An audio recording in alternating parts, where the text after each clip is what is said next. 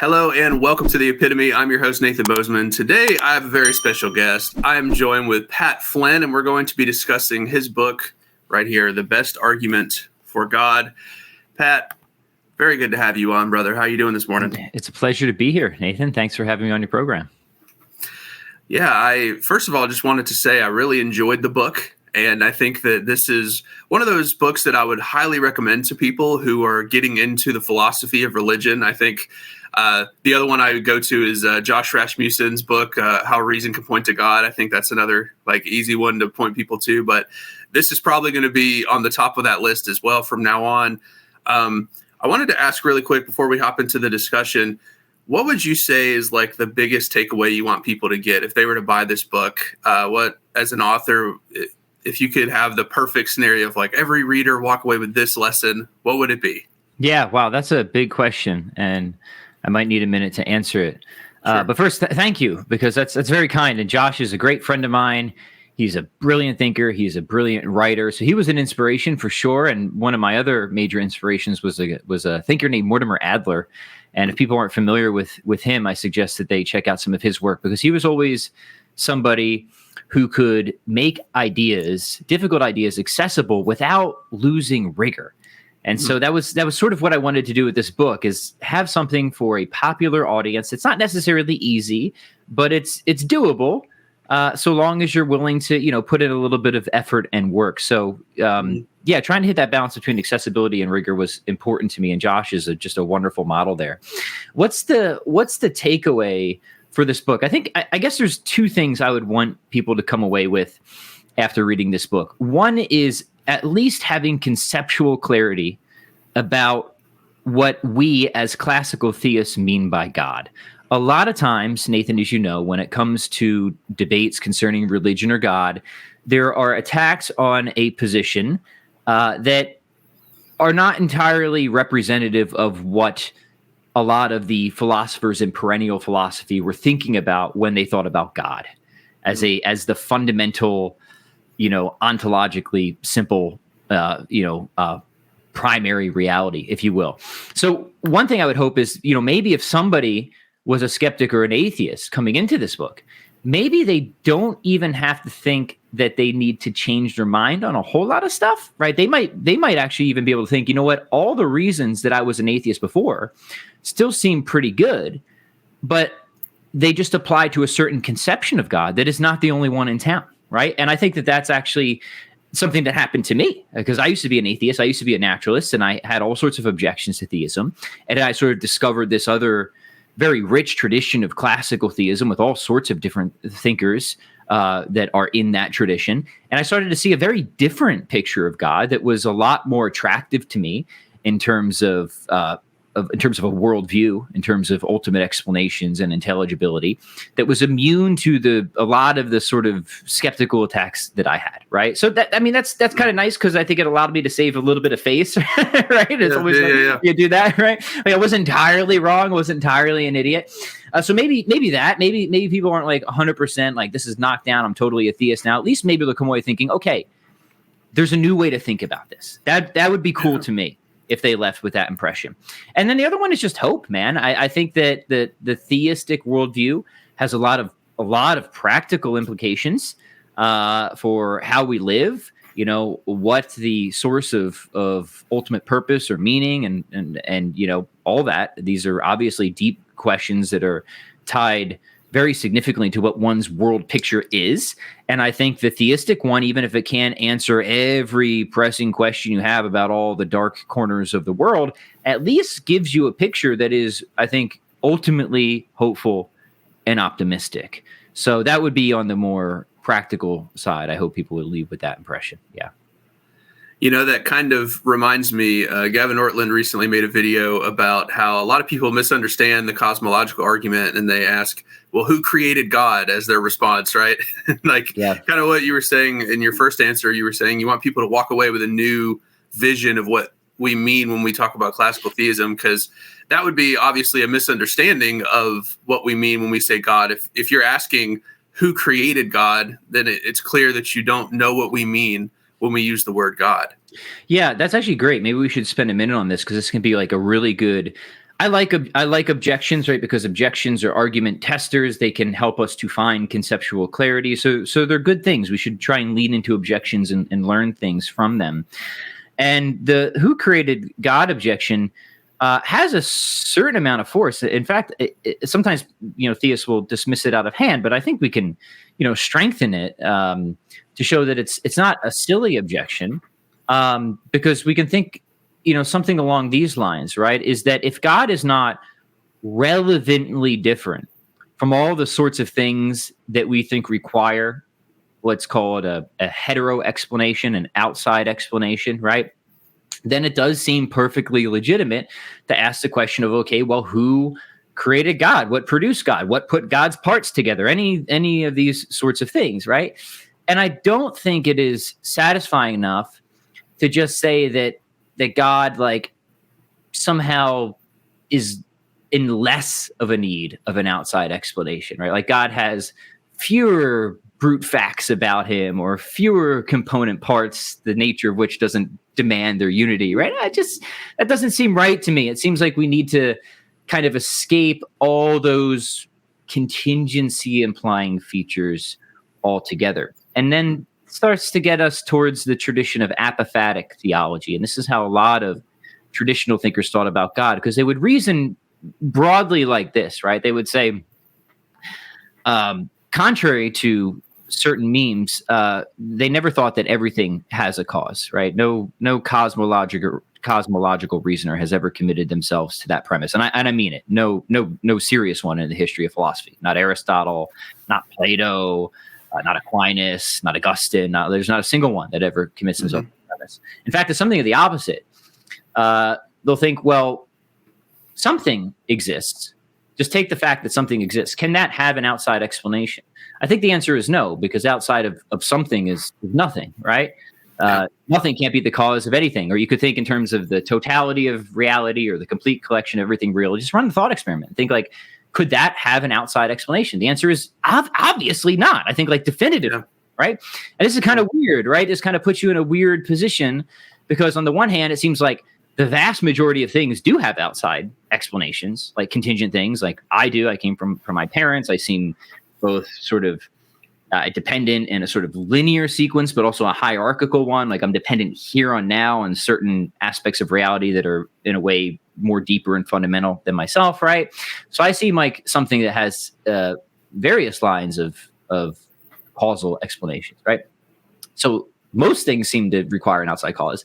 Yet I think we can really demonstrate that not everything could have an outside cause, right? So it's like, what's going on here, right? How do we resolve this? And the way that a lot of the traditional thinkers tried to get around this paradox is to restrict the causal or explanatory principle, to say that only certain types of things require an outside cause, right?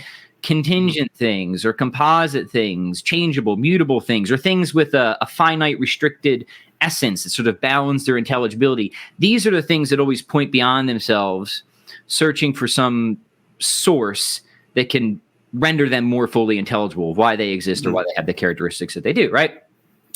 And then if that's right, then you have a sort of causal or explanatory principle that wraps around all those sorts of things. And then to avoid circularity, you have to have something that is very much unlike any of those sorts of things, right? Something that whatever you think is a contingency implying feature, you would strip it away from whatever this sort of fundamental reality is supposed to be, right? So if you think with Aristotle that things that are changing or mutable implies contingency, Aquinas thinks that's too, then we have to get to something that's sort of immutable and eternal. Or if you think that things that are at least metaphysically composite require something to fund the unity of their constituents, and you're going to get to something that's simple. That's sort of Plotinus's famous line of thought, right? And you find that in Neoplatonism. Aquinas thinks that certain contingent things have a real distinction between their essence, their whatness element, and their existence, their isness element. So he thinks that fundamental reality would have to be something whose essence just is its existence, to be. There's various lines of thought here, but I think they all actually ultimately converge upon the same general idea that we have a whole bunch of stuff that is definitely not self-sufficient. It has all these features that imply contingency. We have to escape those categories to get something that is self-sufficient, because without that self-sufficient thing, there would not be any of these other things that are not self-sufficient. That's the general idea. And then you just kind of stage an investigation into what sort of thing could be self-sufficient, which is to say, what sort of thing could be truly ontologically independent in the sense that it is uncausable and unpreventable. And then once you kind of understand that this is what cosmological reasoners are up to, then you can understand why it doesn't make sense to say, well, what caused God? Because God is that which is inherently uncausable and unpreventable, right?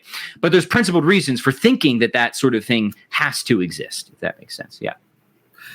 Yeah, and I think that when we get down to brass tacks about what kind of thing could it be, I think atheists' favorite question is, well, why can't the universe be that thing? Like, what is wrong with the idea of the universe being the uncaused cause or the unmoved mover? And you kind of already got into it. You said that being composite or composed of parts is one thing that would maybe make philosophers think this can't be the unmoved mover. But what are other problems with the universe being the unmoved mover, so to speak? Yeah, so how you answer this challenge will depend on the type of cosmological argument that you're running, right? Now, the first thing I want to say is that if you're just arguing for, let's call it a stage one of the cosmological argument, sometimes cosmological argument gets broken up into two stages, right? Stage one is to argue for some sort of necessary reality. Stage two is to argue that necessary reality is divine, essentially, right?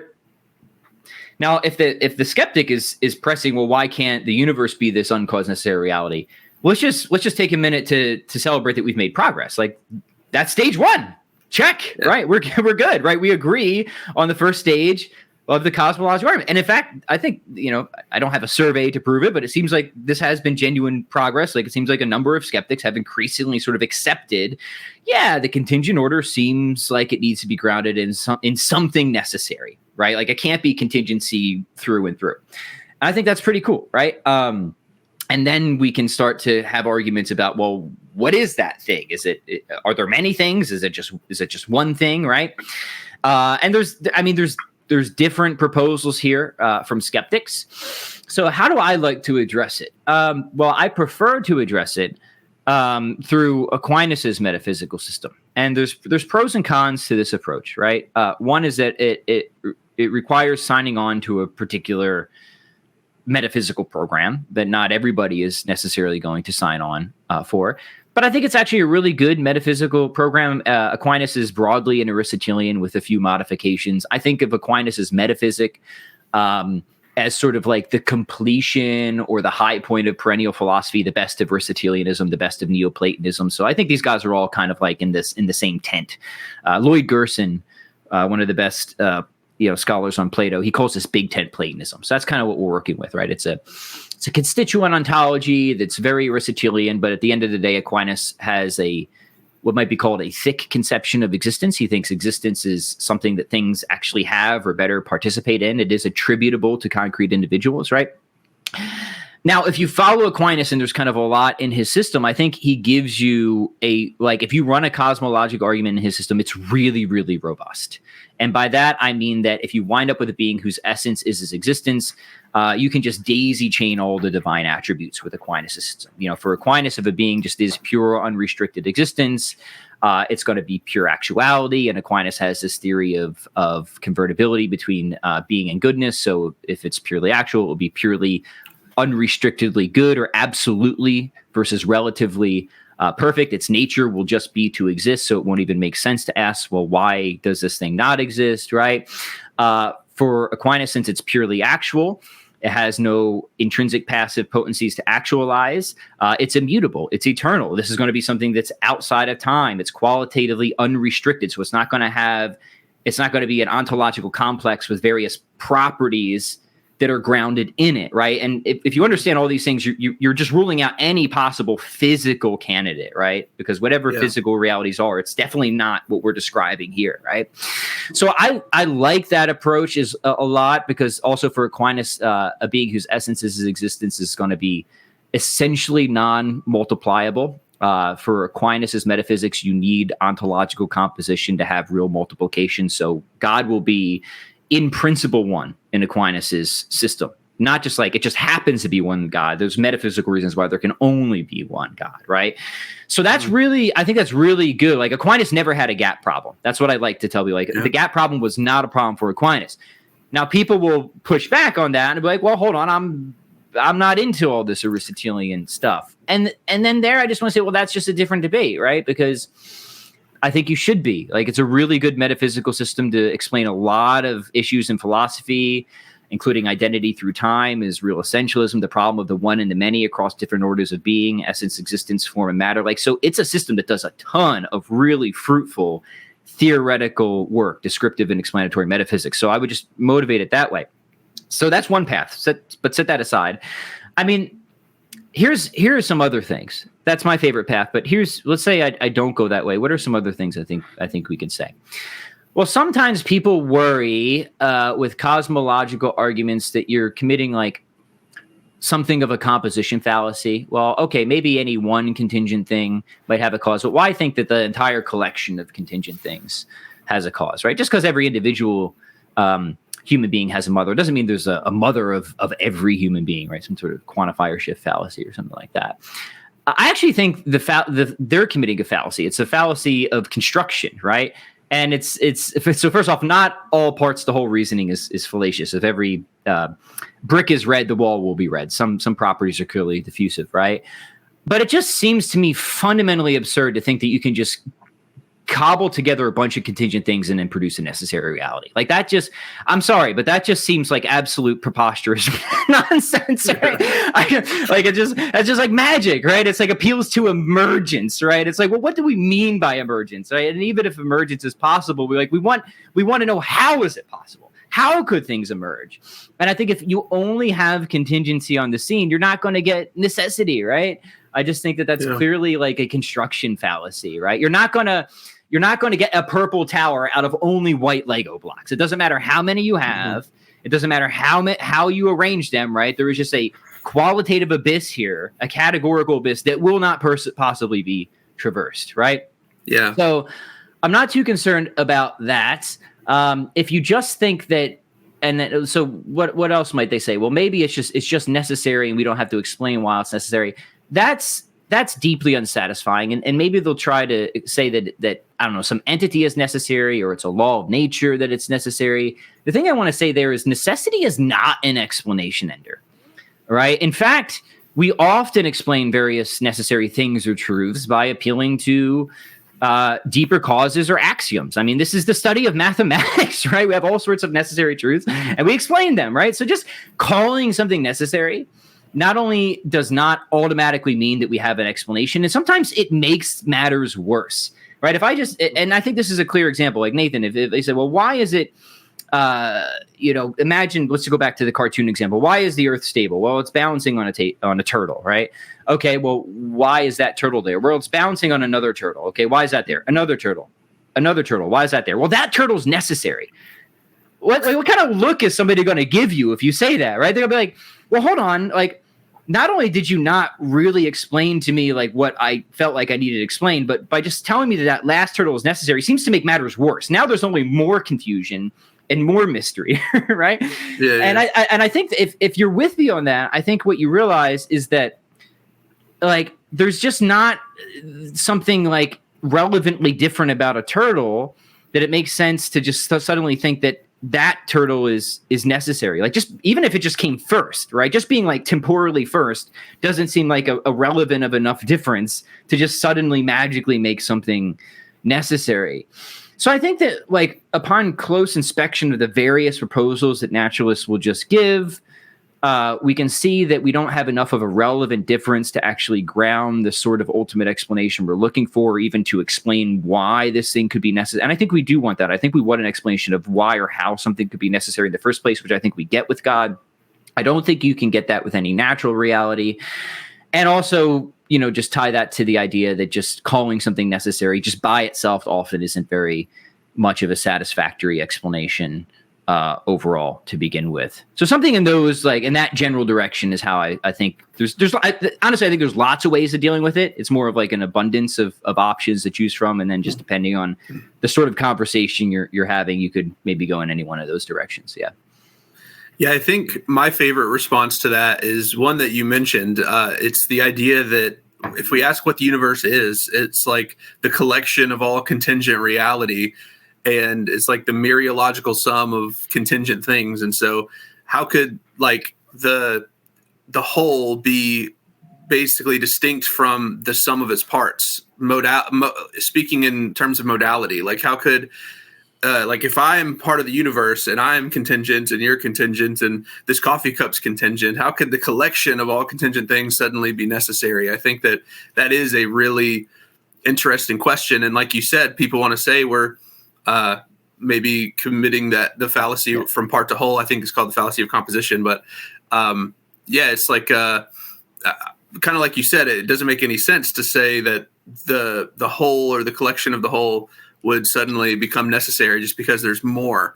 And not only that, I think there's a bootstrapping problem too, because if you at least think that there's a certain priority to the parts or the whole, then the whole as a necessary reality depends on those contingent parts, right? Which I think quickly sends you into a problematic circle as well. So there's other issues with that sort of proposal. Yeah. And in your response, you said that it wouldn't make sense to ask what God is, which kind of points to one of the most interesting points you made in the book, which is the idea that God is an autonomous fact. And before reading that chapter, I had never heard of that term before. So I'm going to assume a lot of my viewers and people listening right now have never heard of an autonomous fact. Do you mind explaining what that is as opposed to a brute fact or some other explained fact? Good. Yeah. So I think it does make sense to ask what God is. Whether we'll get a totally complete answer to that is another question. I think what you meant to say is it doesn't make sense to ask what caused God, for example. All right. So what's an autonomous fact? Well, it's a sort of thing where if you ask a certain question of it, that question might signal that you're confused, right? Because the intelligibility is actually provided by the thing itself. Why do mountains have valleys? Well, if you ask that question, it just seems like you don't understand what a mountain is, right? It's the idea of an autonomous fact. And there's different candidates proposed as what could be like, autonomous facts, but real definitions are kind of alive and I think very plausible candidate. But real quick, just to back up, you want to contrast that with a brute fact. So a brute fact, as I understand it, and as I argue against it in the book, is something where it actually does make sense to ask a certain question of something, but there's nothing that answers it, right? So you have a coherent question about something, particularly why it exists or why it has the characteristics that it does, but ain't nothing answering back. Like it's just a brute. It's just there, and that's all. A good example of this is, Bertrand Russell had this kind of famous debate with a Catholic priest named Father Coppelson, and they're kind of going back and forth, and it's at some point, he essentially calls the universe a brute fact. So he doesn't even think that the universe is explained by being necessary. He just says, the universe is there. That's all. Stop asking questions about it, right? That's the idea of a brute fact. I think brute facts are really problematic. I think they're actually like catastrophic in terms of, well, lots of things, but certainly I think if we want to have like empirical knowledge, I think if you, long story short, I think if you let brute facts on the scene, that you suffer quite catastrophic skeptical consequences, right? So I think we want to get our brute facts down to zero if we can. And what I argue in the book is we can actually do this with classical theism using a lot of the resources that we actually just talked about. So the idea is, look, things can have explanations either externally or internally. So I don't think that the idea of explanation is identical to the idea of causation. All appeals to causation are, of course, inherently explanatory because we're trying to remove mystery. But here's an idea. Why aren't there any married bachelors? Well, I actually want to say that that's self-explanatory, right? Because we can just appeal to the inherent absurdity of it being the case, right? Namely, contradictory structure, right? So that's an explanation. I think it's a genuine explanation, but it's not a causal explanation, right? And then if you have that idea in your mind that it actually does make sense that things could be explained by the principles of their own nature, say, and this is again a very traditional principle. This is a principle that Aquinas actually explicitly endorses. He holds a version of the principle of sufficient reason. He says, look, for anything that is, there's an adequate explanation for why it is, either from an extrinsic principle, namely a causal explanation, or the principles of its own nature, right? Now, I think some things can explain, themselves partially, but I think concerning the existence of things, this is where we need the notion of an autonomous fact, like in terms of ultimate fundamental reality, which is God. So what I do is I kind of present the cosmological argument, a version of it, a contemporary cosmological argument, to argue that there has to be a theoretical entity that is truly ontologically independent, that lacks all these contingency implying features. And through the apophatic process, I say, well, this really seems to meet the description of God from, eternality, immutability, utter uniqueness, omnipotence, omniscience, perfect goodness whatsoever. And I think there's two ways to actually kind of go about this, Nathan, before we get to the autonomous fact business. One is you could kind of take a somewhat principled Mysterian approach here, and I think you could just simply say, hey, there has to be a self-sufficient reality that could explain itself. It seems like it has to be this sort of reality, but I can't tell you enough about it to say exactly what about it, sort of grounds its self-accounting, if you want to put it that way. I think that's actually perfectly fine. You kind of because I think there's good reasons to think that we don't have access to the divine essence or divine nature. We don't have direct access to that, maybe in heaven. But you could think okay, only this sort of thing could actually be self-accounting in the most robust sense. So we have good reason to think that it exists, and we have good reason to think that it lacks all the features that would disqualify it from being self-accounting. So however it's self-accounting, it just is, and you leave it there, right? But I actually think you can kind of borrow a little bit from Anselm and perfect being theology and argue along these lines, right? That it's something about God's essence just being existence, an unbounded existence that grounds God's absolute perfection that actually helps to explain why God is self-accounting in various ways, right? So this kind of gets back to what we were saying before, right? Once we have, in Aquinas's metaphysic anyway, a being whose essence just is its existence, I mean, it doesn't really make sense, I don't think, to ask why existence exists. And that's a kind of a weird thing that classical theists will say and should say. Existence exists, and it's God, right? That's kind of spooky, but that's one of the theoretical implications. It also has other implications. It means that our existence is actually something like our being caused to exist, our bearing a certain relation to existence. So there's ways we can logically clean things up that might people would be worried about. But that's it, right? And then sort of unlocked from that, not only comes God's robust stability and necessary existence, God could not exist. But then again, you get this sort of daisy chain of all the divine attributes. And I think that alone is a beautiful way to be able to say that's the autonomous fact we're looking for, right? Nothing else could do it, right? That seems to be the only thing that's sort of up to the theoretical task where, and I still, at the end of the day, I still think we have to say, obviously we don't grasp it in essence, but that's the sort of thing that, and this is the key of the Anselmian idea, where if we could grasp the divine essence, right, there would be no mystery about why God exists or has the characteristics that he does. All mystery would be removed. And that's what we think of explanation, right? Explanation is just that which removes mystery. So for God, who is his own essence, right, the joke is whether or not you think there's a sound ontological argument, God might be the only one who doesn't need it, right? Because only God grasps his own essence. So that's the idea.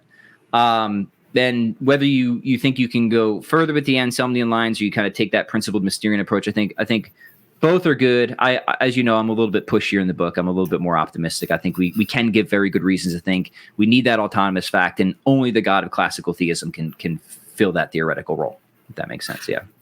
Yeah, and so just so everyone's clear, it's just the idea that if you were to ask what caused God, you seem confused about what we mean when we say God. And so that's what he means by an autonomous fact. And in order to get our brute facts down to zero, this inexplicable thing, it seems that the PSR needs to be true. And that was actually, I think, my favorite section of the book, because I've had questions about the PSR and I was unaware of any book or resource that just dove into the PSR. And so you have a full chapter explaining why you think the PSR is true. And I wonder if you could maybe give some commentary on the PSR, which stands for the principle of sufficient reason. for anyone that's unaware. Why do you think that this explanatory principle is so important? And why do you think it is devastating to your epistemology and everything else if you reject it? Yeah, good. So let's give a little background. The principle of sufficient reason, PSR, comes in different formulations, right? And some formulations are stronger than others. I think some are too strong. But I really do think, sometimes I get pushback on this from certain Thomists, that the PSR is operative pretty much in all the major theistic thinkers.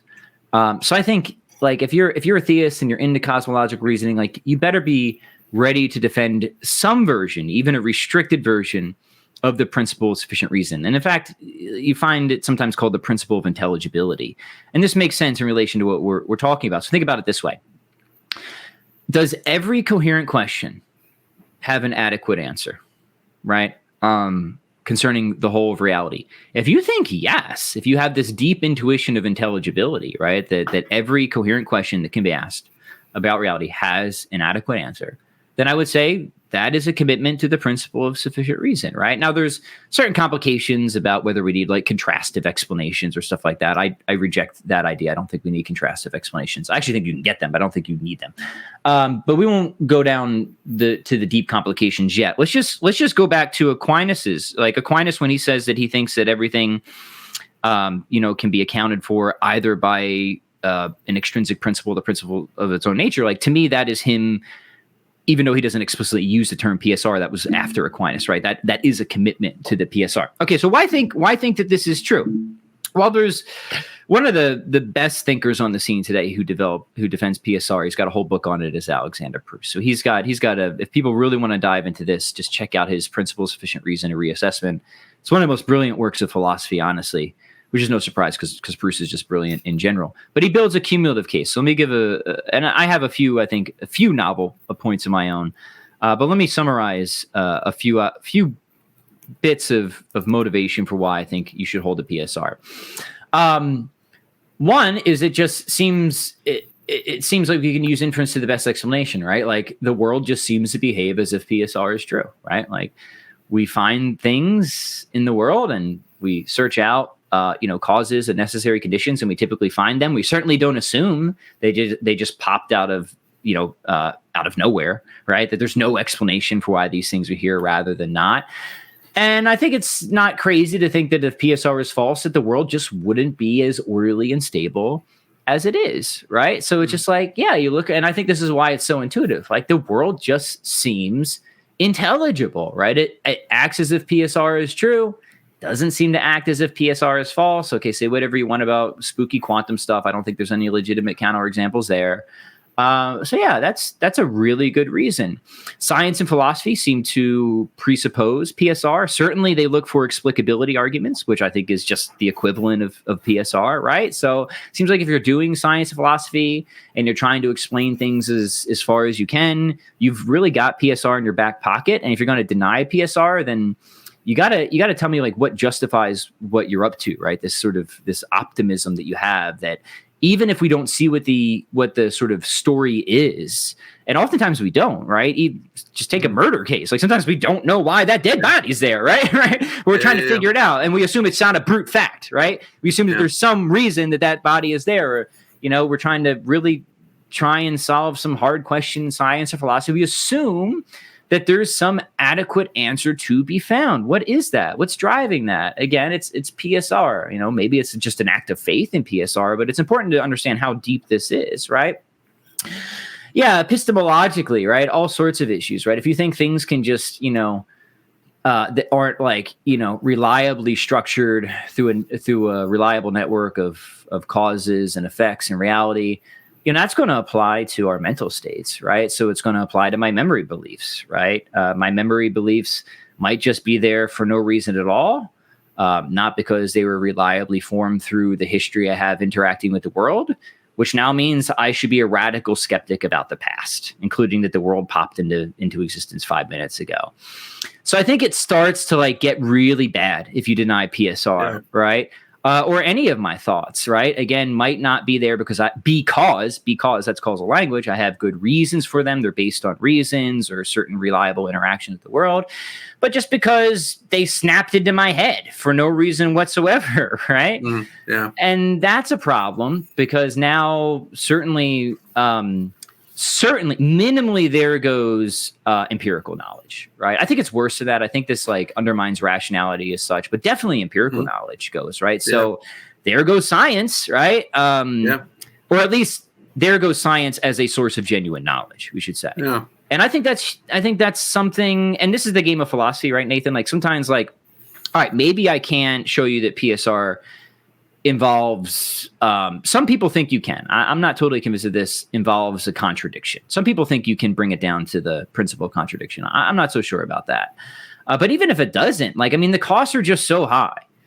They're just so high, right? And this is sort of the game of philosophy, right? Like, okay, you want to take this position. Well, here's what you have to pay, right? Yeah, here's the price tag. I think most when you start like showing people like how kind of bedrock PSR, right, is, I think it is sort of a first principle. That's why I think the best way to argue for it is sort of dialectically by showing the cost of denial, right? When you show how bedrock it is, people are just like, oh yeah, I'm not going to mess around with that thing. That's definitely true, right? But then you can keep driving it, right? And I think a lot of these skeptics here, I don't think they would want to give up empirical knowledge or something like that. Now, at the end of the day, people, I guess, can bite whatever bullet they want. That's just, I mean, radical skepticism is, I guess it's an option. All right. Maybe it's not sustainable. Maybe it's self-defeating in other ways, but yeah, I think it's kind of a test, right? I think if you're like, what's the motivation here, right? Like, do you have any other like really good objections to PSR, or do you just like see that like that PSR like clearly leads to God and like you got to get rid of this thing come hell or high water? And there's atheists that admit that. My friend Jim Madden studied under Bill Rowe, extremely smart atheist, and he would tell Jim, and he's like, yeah, if you hold PSR, you should be a theist. It's just kind of as simple as that, right? Of course, he didn't. He had certain puzzles to PSR, which I address in the book, like the big conjunctive contingent fact and stuff like that. There's just puzzles, right? And if people want to look at the puzzles, there's lots of literature. I think the puzzles can be totally resolved. But beyond the puzzles, this is more of just a wider point, right? People can raise puzzles about any, I think, profoundly obvious thing. But that doesn't mean like the burden is on the person to solve every single puzzle. In fact, the burden is on you of how we can get along without this supremely obvious thing, right? You need to show me how we can do without this, not just throw out weird puzzles, man. Like, we've been solving your puzzles all day long, right? The burden is on you, dude. You got to show me like how we can get around in the world as thinking rational agents who engage in science and philosophy about people. I don't think it can be done. I think there's lots of good reasons to think it is true from inference to best explanation. I think it's pretty catastrophic if you deny it. Some people will appeal to self-evidence too. That gets a little bit tricky, but Proust has a good section on PSR as self-evident if people want to go further on that. Yeah. I actually looked up the book the second you said it, because I was like, "Oh, there's a book on this. I want to get it." So I'll probably purchase that. Also, I was thinking while you were talking about the complications it could have for ethics, like, because a lot of our grounding for ethics is like the phenomenological feeling we have and the self-evidence, as you just said, of like ethical truths. And so if PSR is false and those things just kind of popped into existence without explanation, not because they're good, but because it's just like, I think it's wrong to torture children just for no reason at all. Like, then I think that could also have devastating problems for ethics as well. Yeah, that's interesting. I think those connections could definitely be made. So I think that's right. I think the best way to defend PSR is by showing that there are very serious costs of denying it. And also that it would just be in many cases very ad hoc, right, and unsatisfying. Yeah. Like to have a much more so obviously the most unrestricted type of explanatory principle in terms of like everything has a cost is false for the reasons we said at the beginning of the episode, right? So like we need some restriction, but the restriction should be principled, and I think the PSR gives us a principled restriction. Like, everything that is inherently causable is caused. And it's eminently reasonable to carve out an exception that if something is intrinsically uncausable, then it's not caused, right? Yeah. But if you just want to say like everything has a cause except the first turtle, right? I think you still have these skeptical scenarios arise, but it just seems like really, again, there's not a relevant difference there. Like that does not seem like a principled type of restriction or exception, right? And it would seem to me that it would still need the PSR because if the first turtle is uncaused, then you would think that it's explained by the necessity of its own nature, right? So like it would kind of just go back to the PSR anyways. I would also be remiss if I didn't ask you about this because, a good portion of the book you argue in this way towards the necessary reality and why God is a good component of it. But then towards the end, you start doing what we might call worldview comparisons and a worldview analysis. And you basically start to show, like, because atheists want to say, well, our worldview is simpler. We have the physical world. We all agree the physical world exists. Why posit a God, a infinitely complicated thesis on top of that? I think we've already explained that classical theism isn't complicated. It's simple. It's literally everything is reducible to one autonomous fact that is the source of all other things. But why would atheism actually be more metaphysically less simple or more metaphysically complicated, I guess is how I should put it, than theism? Yeah, good. So this is complicated. In fact, my chapter on simplicity is called Simplicity, It's Complicated. I was trying to be clever, maybe not succeeding. Real quick, though. So let's zoom out to frame this discussion. So at the beginning of the book, I do look at a cosmological argument because my book is actually trying to blend two philosophical approaches to God. One is sort of the traditional metaphysical approach. Hey, we go out, we carve reality at its joints. We search out the necessary conditions for large-scale phenomena like compositeness or change or contingency, and we kind of drive this argument through to that ultimate autonomous fact, right? Pretty traditional approach. I think it's pretty powerful. But there's another philosophical approach to God, which is the sort of, it's the worldview comparison approach, right? Where people kind of craft different respective big picture, big pictures, if you will, philosophical theories of everything. So you might have like a version of theism and a version of naturalism. And then you compare, respective theoretical virtues is the idea. And generally the two big ones when it comes to worldview comparison, because they're so far out, so broad, concern explanatory comprehensiveness and simplicity, right? Now, explanatory comprehensiveness is definitely more important. It's not the only consideration.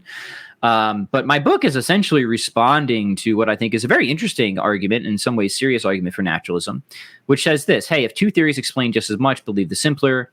Theism and naturalism explain the same amount, but naturalism is simpler, so believe that. And my overall kind of thesis is to say, hey, hold on, that's a little too quick. Here's what I think is true. Naturalism can only explain some, but not all of what theism can, but only when strapped with vastly greater complexity. And what that allows me to do is it allows me in the book to kind of line up a whole bunch of explanatory targets and then, sort of dive into each one and see, okay, well, what do I think is the best, naturalistic explanation here? Is it better than the theistic one? And depending on what we're looking at, whether it's contingency or consciousness or something like that, sometimes I'm pretty aggressive. Like sometimes I just don't think naturalism has an explanation at all. In that, what we're talking about with like the cosmological argument, why does anything exist? I really don't. I really don't think there's any sort of hopeful explanation for the naturalist there. I've never been able to see one, even when I was a naturalist. That's just where I am on it. Cards on the table, right? But I'm willing to concede for other things that there's kind of an explanation going on here, but it often tends to be very contrived and complicated and not as good as the theistic one, right? Now, all right. So turning to the general idea of whether naturalism and theism, naturalism or theism is a simpler overall hypothesis, here's the reason why this is complicated, right? Philosophers don't always agree on what matters when it comes to simplicity or how you count things. So let me just make a big mess and then I'll try to clean it up a little bit and steer it in favor of theism. Okay, so one of the issues, there's different types of simplicity, right? There's ontological simplicity, there's theoretical simplicity, there's conceptual simplicity.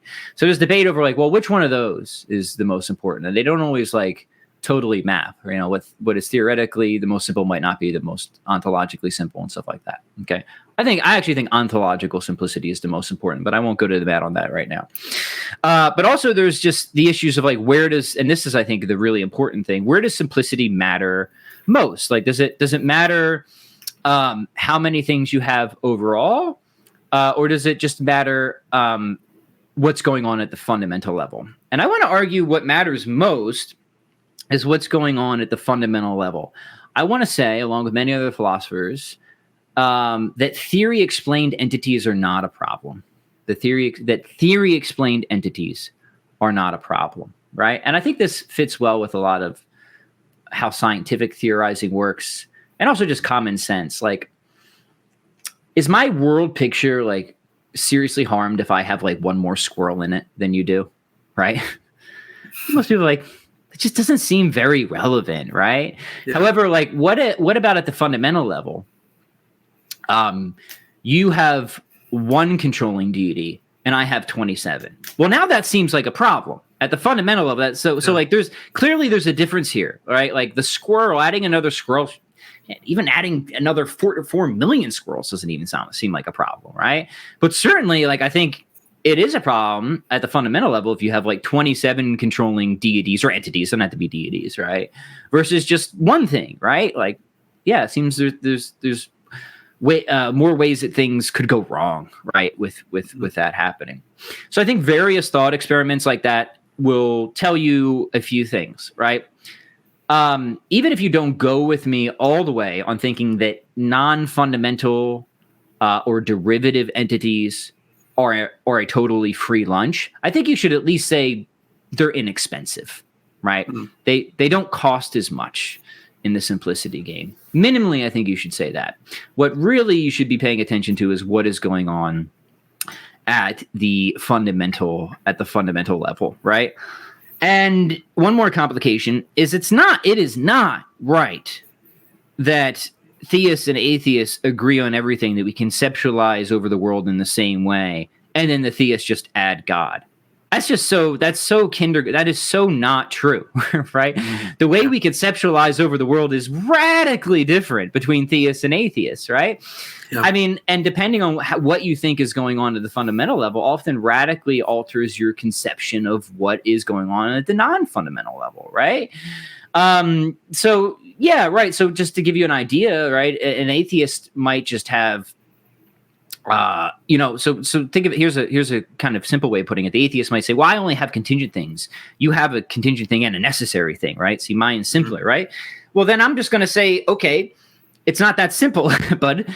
Yeah, I have contingent things that are grounded in a necessary thing, but you also have grounded contingent things and ungrounded contingent things and brute contingent things, right? That seems mm-hmm. to me a totally new class of thing that I can avoid, that is hugely problematic for all sorts of reasons. So you see, like, it's not so easy, right? It's not so easy.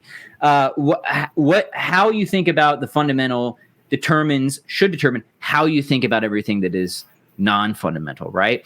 So, right. And this is the idea, like, if like, clearly I think the theist could take whatever the atheist thinks is fundamental, which I think would be pretty complicated, a whole bunch of,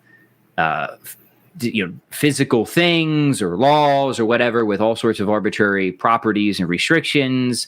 And the theist can avoid that. The theist can avoid all sorts of arbitrary restricted properties, ontological complexity, because if you're a classical theist, you think that God is absolutely ontologically simple. And depending how you understand that, it means he's going to have 1 or 0 properties, no arbitrary limits of any kind. So I think that's really awesome in terms of one measure of simplicity, one that I think is really important. And then everything else is just grounded in that, is grounded in God's active will.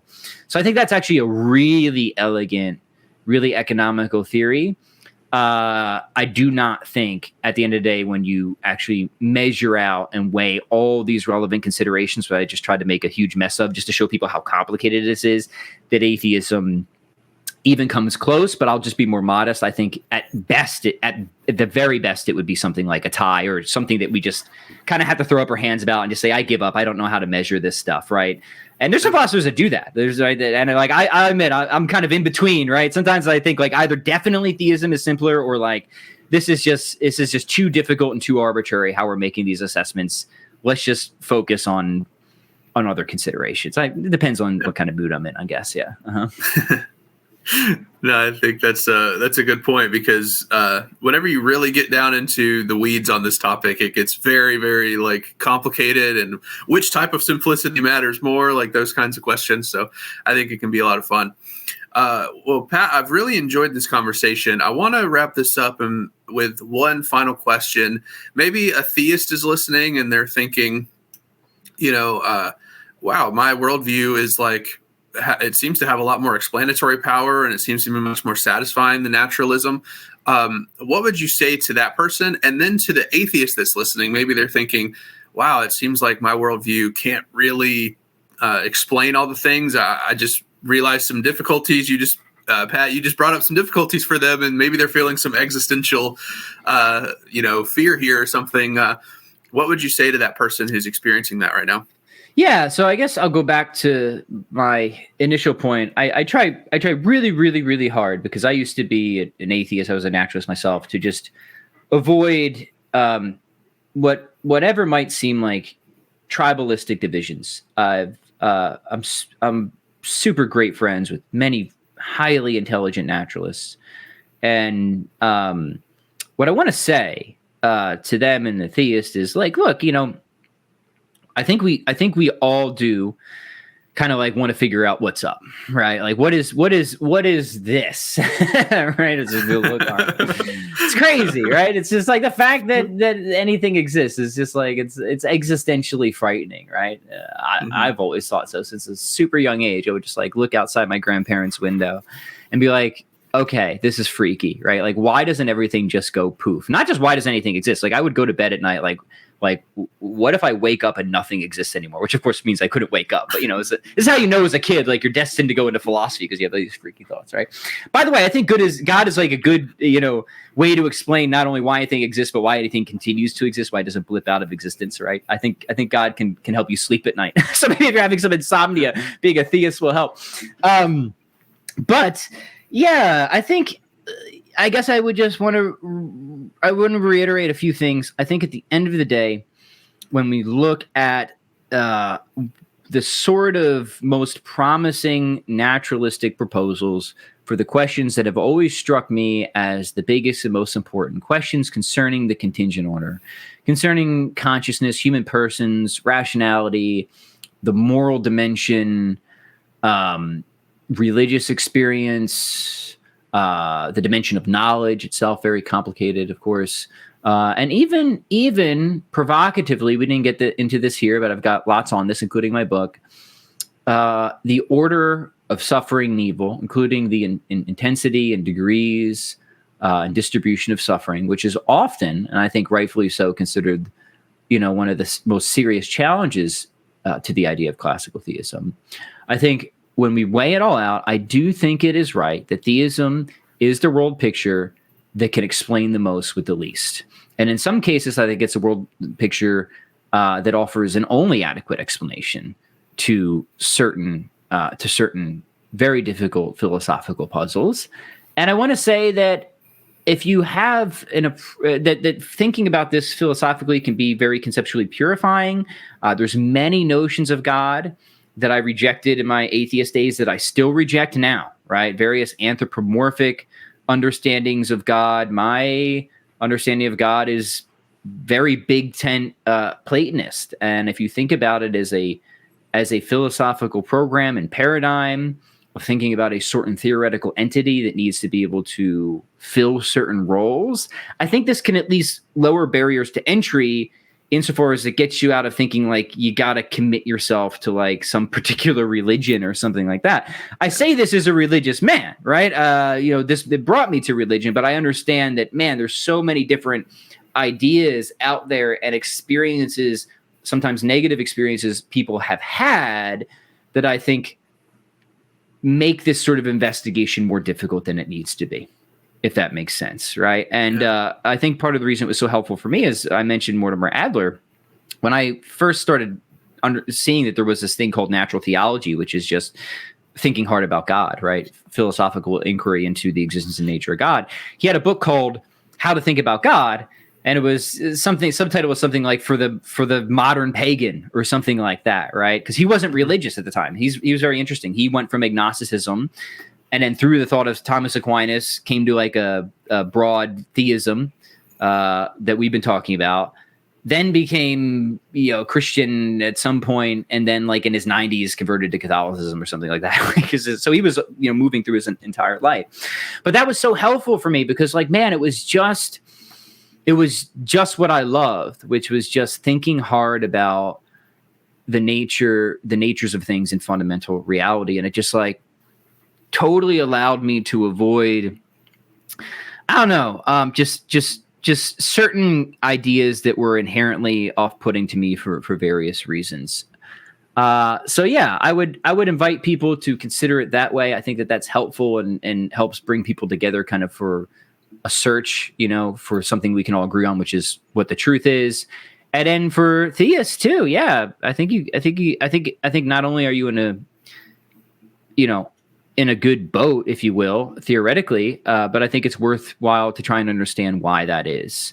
Sometimes people avoid these questions, avoid philosophy because it's hard. It can be confusing. It can sometimes be discouraging and maybe even depressing. But if you're stubborn enough, persistence, who want to focus on a virtue, I found that struggle ultimately is extremely fruitful for growth, intellectual and spiritual development. So I'll leave it at that. Yeah. That's awesome. Great answer. This is once again Pat Flynn's book, The Best Argument for God. I will put a link in the description below so that you can purchase it if you would like to. And Pat, it's honestly been a pleasure. I've been wanting to sit down and talk with you for a while, so this was a whole lot of fun. Thank you for taking the time to talk with me. Thank you, Nathan. It's been a joy. And for those of you watching, be sure to go follow. What is the name of your YouTube channel? I know you have one as well. Thank you. It's Philosophy for the People, and I'm even more active on Substack. So my Substack is the humbly named Journal of Absolute Truth. That is a great one. So yeah, go find Pat. I'll put links to everything down below so you guys can go find him if you enjoyed this conversation. If you want to go get the book, highly recommend that. And for the rest of you, like, subscribe, do all the YouTube stuff, and we'll talk to you next time.